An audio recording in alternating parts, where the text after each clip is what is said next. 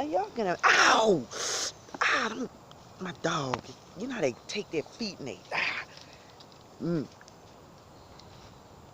no, I'm sorry. This video today, um, more like an informational video. Um, I've been doing a lot of research on Africa and our culture and spirituality. And uh, one of the things I've heard a couple of times was in watching videos from Africans that they look up to us in the U.S. That I can see, but they, you know, I never realized Africa was so colonized, way worse than the United States. And I was watching a show called Dr. Lumbee. It's an independent news show because she feels like we need to change the narrative, which we do. Because nobody's telling a narrative about us. There's other people telling a narrative about us, and they tell you what they want you to believe and want you to know. But, you know, she does her own independent. One of the things she was saying is, which I kind of figured this, Africa is the richest continent on earth. Because it has so many resources, but the reason why it's demonized is because colonizers don't want us there because they're there. Stories for other days. But I came across a website called Revealed Truth Properties. Yeah, that was the name of it. And just the name made me look at it. I didn't really know what it was. I didn't realize it was an African company. You know how you just happen upon stuff and just the name made me click on it. I mean, I was looking at real estate, but I didn't know it was an African country. So I click on it and I start looking, and I'm like, oh wow, this is in Ghana. And I'm like, okay, so I'm looking at the properties, and I'm like, whoa, this is cheap. So I was looking at one particular property where it was saying it was 800,000 square meters, and the price that was listed was $2,700 some odd dollars. So I was like, this cannot be real. So it was a WhatsApp number on there. So I called the WhatsApp number and I didn't get an answer. But a couple hours later, a lady texts me back and she's like, hi, how are you? I missed your call. How can I help you? So I'm like, oh, wow, okay.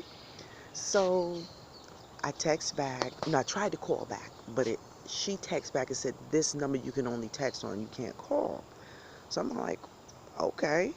So we just start chatting back and forth about the properties, and she basically explained to me, because there are things set up a little different. They have a total of 800,000 square meters, but they're selling a quarter of an acre for the 2,700, which is still really cheap. Because, I mean, if you think about it, if you live in a subdivision, you're not on a quarter of an acre. That's small. Maybe an eighth of an acre, or a tenth of an acre, just big enough to build a house on. Most subdivisions, there is no land. You know, you just get a plot big enough to build your house and maybe to stick some chairs and stuff in the back, but yeah, there's no land. So, we're going back and forwards, and she's explaining to me, you know, it's just a quarter of an acre. So I'm looking at this, they build modular homes, and the smallest one is a 2-bedroom, 1-bath for $22,000. They built it in 3 months. And I'm like, wow. So then as we're chatting, she goes, you're from the U.S.? No. She didn't say that because I was texting her from my Costa Rican number. So she was like, you know, well, where are you from? Blah, blah, blah. So I was like, well, I'm from the United States, but I actually live in Costa Rica now. And she was like, oh, wow, the whole conversation changed. She was like, wow, we need y'all. Please come. Invest in Africa, buy property. The colonizers here, but we want y'all to come. Y'all have the resources, the money. We have the land. Africa is so underdeveloped because of the colonizers. She's like, please, we want y'all to come to Africa. You know, Ghana has already opened up its doors. Come see what Africa has to offer. There's so many opportunities. And with Ghana open up its doors, you can even get a job here. So I'm looking like, holy crap. I mean, I don't know if that's right away, but once you go through the process of your residency and stuff, because I mean, we had to go through one here, but she said Ghana has made it easier for the diaspora. And then she told me the particular property that I was looking at, was it had a lot of people from the diaspora in it. So, I mean, I'm thinking to myself, so we even talked about the money. She was like, you only have to put 40% down, and then you could pay monthly until your house, the keys will not be turned over until the last payment is made. But you don't need credit. You don't need none of that stuff. And she was like, you as African Americans, black, no, she said black Americans, y'all have a privilege over here. Y'all are like our big sisters and brothers. So I'm like, wow, I never really realized they viewed us that way. But if you think about it, everybody wants to come to America because of the images. They don't know. Ain't no American dream. It's an American nightmare. But I'm just really excited about this because I'm like, under $30,000, I can have a house and a quarter of an acre of land in a country that will respect me, that won't murder me and my children for no apparent reason, just on GP because they're the devil. I mean, why not? Why not? I mean, we talk about, oh, it's not our culture, blah, blah, blah, blah, blah. But shit, they done fucked the U.S. up. That place is a war zone. You know, I'm thinking about back in the day, they talked about Beirut. The joke now going to be, oh, man, it's like U.S. here.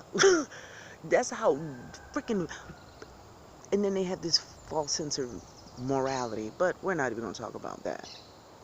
But invest in Africa. Invest in our people. Build this global nation. We've got to come together. Got to come together. If not, the colonizers are going to keep us down. Come together. Get out that damn system. If you stay in the U.S., get out the system. I know it ain't easy. Take your kids out them schools. The first thing, take your kids out them schools. Lord have mercy, them indoctrination centers. Stop taking your kids to the doctor. Grow your own foods. If you are not growing your own foods, you are killing yourself. And I say that because these evil demons are feeding us garbage. That's not food in the U.S. You think you're a vegan? Huh? You're eating GMO. Who cares if you're eating vegetables? If you're eating GMO, you might as well go ahead and eat meat.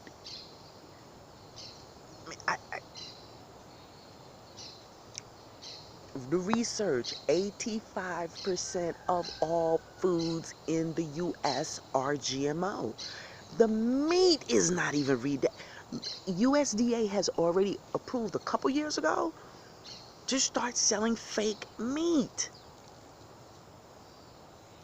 What the frick are we eating? Well, y'all, because I don't live there no more. We've got to get out that system, get out that mindset that the U.S. is the greatest country on earth. The U.S. is the most violent country on earth, the most murderous, demonic, sick, twisted country on earth. But it is not the greatest.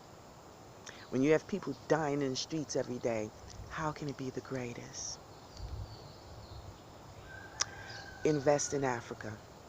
I know I am.